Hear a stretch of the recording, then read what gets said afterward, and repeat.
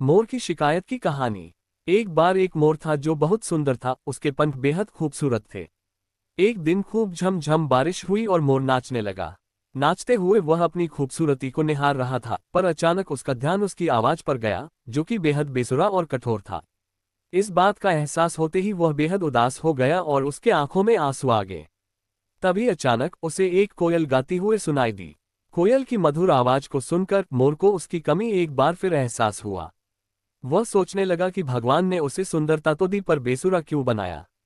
तभी एक देवी प्रकट हुई और उन्होंने मोर से पूछा, मोर तुम क्यों उदास हो।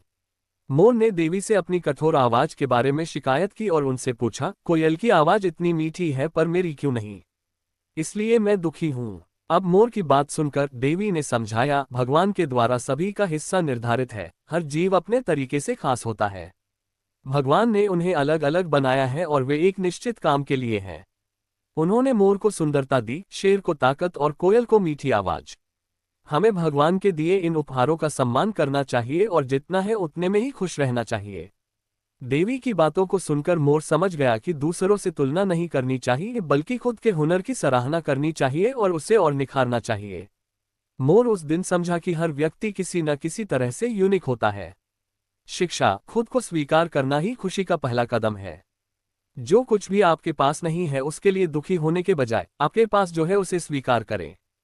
कहानी अच्छा लगा तो चैनल को सब्सक्राइब करें, लाइक करें।